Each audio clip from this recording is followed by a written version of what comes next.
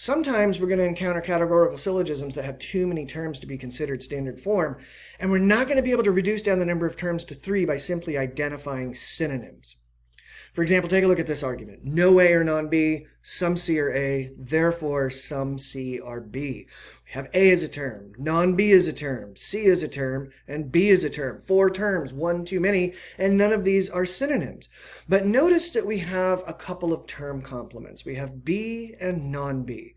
So I might be able to reduce down the number of terms in this syllogism by using the operations of conversion, obversion, or contraposition, or some of those operations in combination with one another.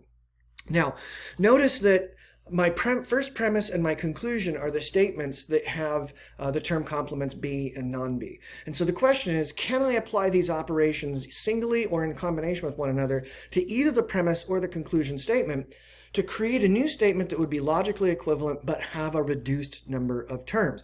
I could try the operation of conversion. I can convert the E statement premise or the I statement conclusion, but it's not going to get me anywhere, because a conversion is just switching the position of the subject and predicate terms. So if I convert the premise statement, no A or non-B, I'm just going to get the statement no non-B or A, and that doesn't help me with reduction of terms.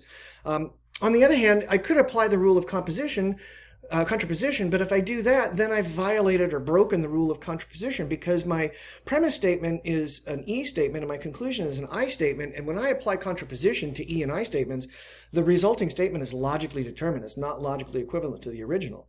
That means that I should try obversion. Okay? If I avert this premise statement, no A or non-B, I'm going to do two things. I'm going to change its quality. That means I'm going to change it from negative to affirmative, so I'm going to change it from no to all. And then I'm going to replace the predicate term with its term complement, B. So if I avert no A or non-B, I'm going to get the statement all A or B. And now I'm down to 3 terms. But I could also avert the conclusion statement and reduce the number of terms. If I apply obversion to some C or B, I'm going to change its quality, not its quantity. So it's still going to be some C, but it's going to be some C are not. And then I'm going to change the predicate B to its term complement non-B.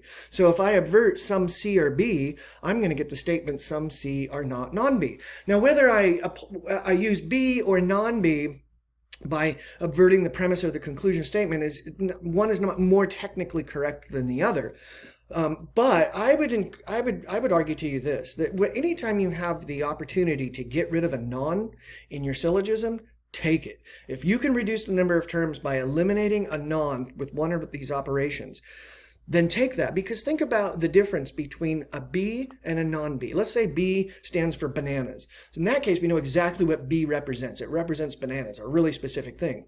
What then does non-B represent? Non-B represents everything except bananas, everything that exists in the universe except bananas. And now when we talk about non-B, we're talking about so much stuff we don't really know what we're talking about at all. So anytime we can choose the statement that allows us to reduce the number of letters, to get rid of the nons in the statement, that's what we're going to do. So we're going to avert no A or non-B to generate the statement all A or B. And then we bring back our other premise and our conclusion statement, and we can see now that we have 3 terms that appear exactly the same way 2 times each, and that our argument is in standard form. And now we can start to do stuff with this argument, like we could determine its form and then consult our inventory of valid forms to see if this is a valid form of argument. We could identify where all of our distributed terms are and then apply the 5 rules of categorical syllogisms to this to see if it violates any one of those rules. Or we could create a Venn diagram and test it for validity.